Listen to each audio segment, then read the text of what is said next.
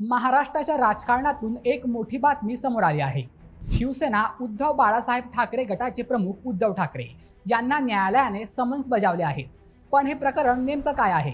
चला सोप्या भाषेत जाणून घेऊया। हे प्रकरण शिंदे गटाचे खासदार राहुल शेवाडे यांनी दाखल केलेल्या फौजदारी मानहानीच्या तक्रारीशी संबंधित आहे।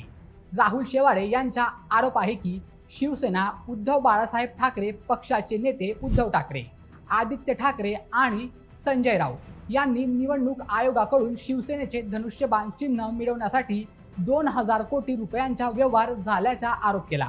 हे आरोप खोटे असून त्यामुळे आपली प्रतिमा मलिन झाल्याचा दावा शेवाडे यांनी न्यायालयात केला आहे।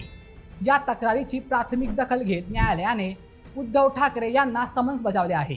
याच प्रकरणात आदित्य ठाकरे आणि संजय राऊत यांनाही समन्स जारी करण्यात आले आहे। मात्र समन्स बजावणे म्हणजे संबंधित व्यक्ती दोषी ठरली असा त्याचा अर्थ होत नाही। ही केवळ न्यायालयात हजर राहून आपली बाजू मांडण्याची कायदेशीर प्रक्रिया असते। आता पुढील सुनावणीत तिन्ही नेत्यांना न्यायालयात आपली भूमिका मांडावी लागणार आहे।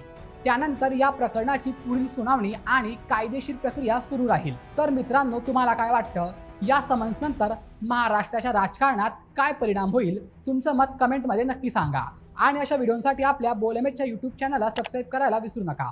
धन्यवाद।